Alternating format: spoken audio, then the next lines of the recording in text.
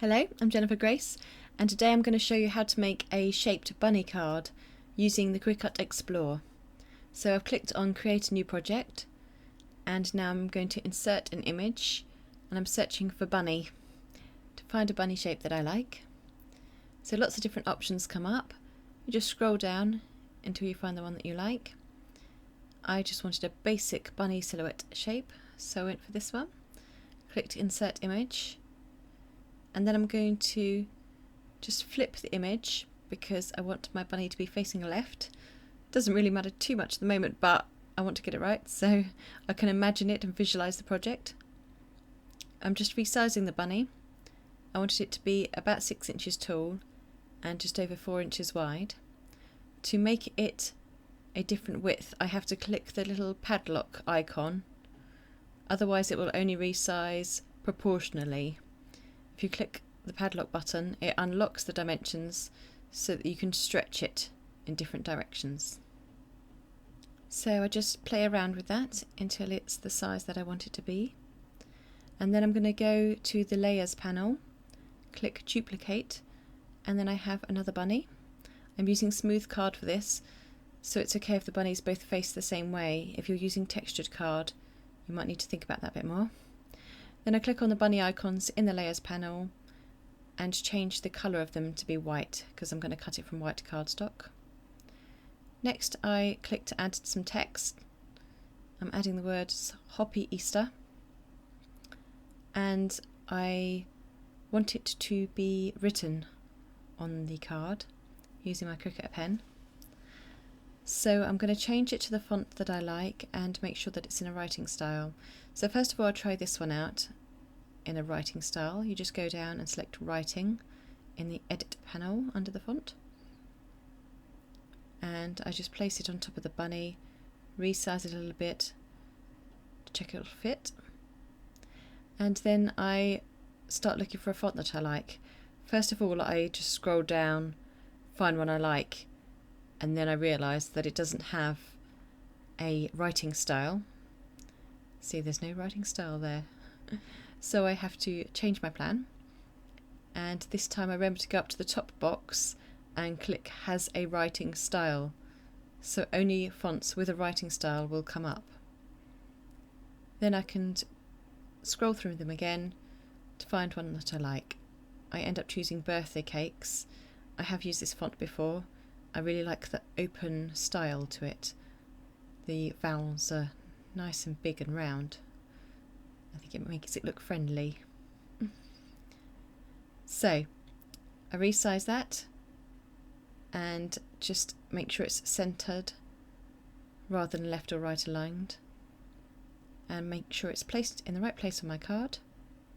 Once I've got that all looking how I want it to be, I need to just create a box by dragging the mouse over the bunny and the writing. You can also do select all, I think, but I just drag a box over it, and then in the Layers panel you need to click Attach. This will make sure that the writing will be on that bunny when it's cut out.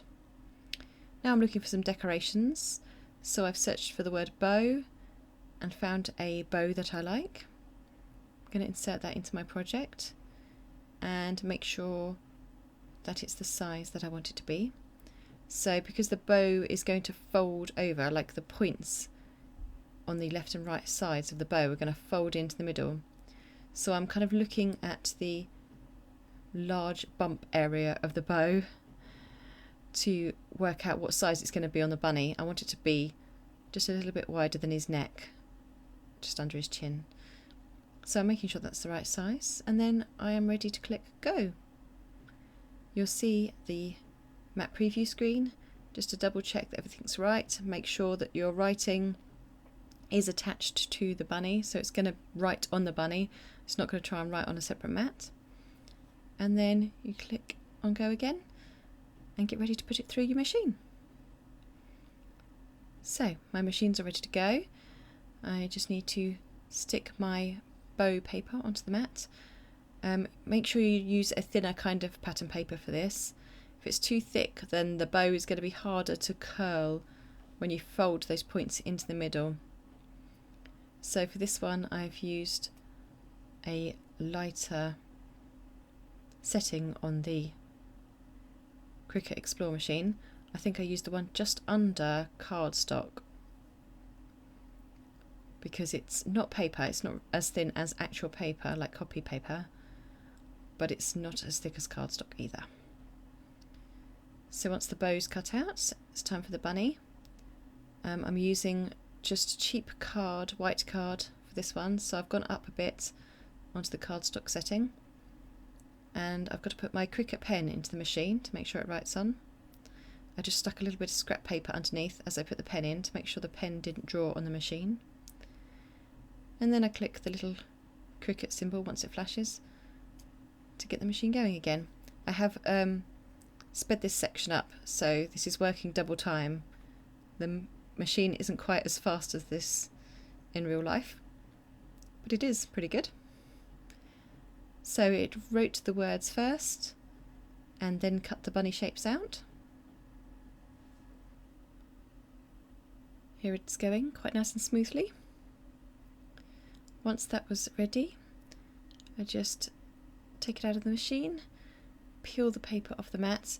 I always take off the excess paper first and then the actual shape. Now it's ready for me to take it over to my crafting table. Here are the shapes I've just cut out. Now I need to put it all together as the card. So first of all I'm going to make the fold for the card. So I'm just lining the base of the bunny up on a line on my paper folder. I'm using a lolly stick to fold it because I've lost my bone folder. And then I'm using double-sided sticky tape, just covering the top of the back piece of the card, so covering the bunny's head with double-sided sticky tape. And that's going to just attach at the top of the front of the card. You'll see in a minute. And then the bend will be the card opening. So just peel off all the backing of the double-sided tape, and then when you're ready to line up your card, just make sure you line up the bottom of the bunny first to make sure you've got it all in the right place before you actually stick it together. And once it's stuck, you can open your card up. That's what it looks like. Now we just need a bit of decoration. So I'm going to add the bow to the bunny's neck. To curl the bow, I'm just going to use a nice round pen to help give me the curl. If I just tried using my fingers, it might end up with a crease on the edge. I don't want it to have that. So I am using a glue dot in the middle to stick the points to when I fold it in. You need to stick one point in first, then add another glue dot and fold the other point in. And then I'm going to add a strip around the middle of the bow just to make sure it definitely all stays together. Some of the Cricut Explore bows come with a middle piece that you can wrap around. This one didn't, so I'm just going to chop it out quickly off the excess paper that I had left over. So just cut out a strip, fold it around the bow, and I'm just going to stick it down with a glue dot. It just makes extra sure that the bow's not going to pop open when your recipient opens their card. Then I'm just using another glue dot to stick the front of the bow to the back piece. And again, another glue dot to stick the bow to the bunny.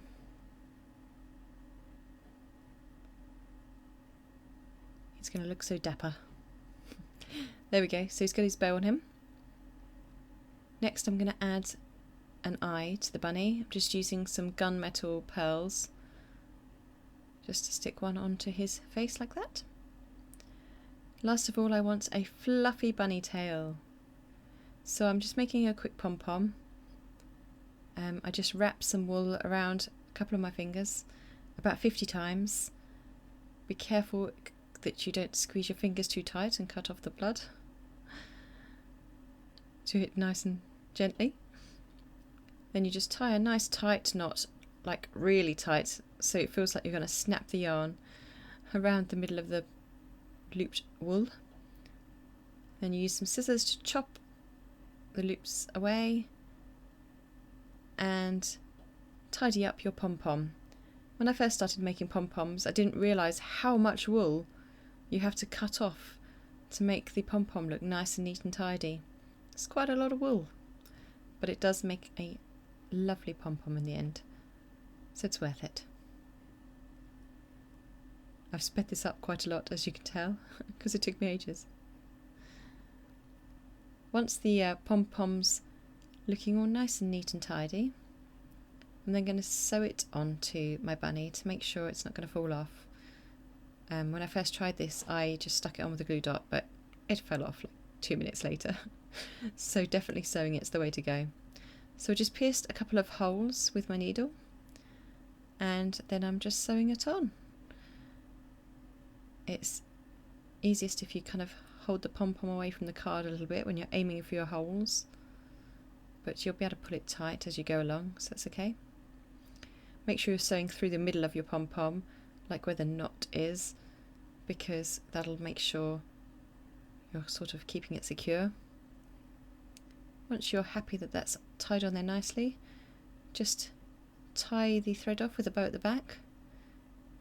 You could always hide this knot at the back with a sticker or something if you're worried about it. It doesn't particularly bother me, so I'm going to leave it as it is. Tidy up the pom-pom again a little bit because I noticed a few more strands sticking out. And then it's ready to send to someone this Easter. Of course, you could use it for a different occasion. If you change the sentiment inside, it could make a good baby card or something too. Thank you for watching.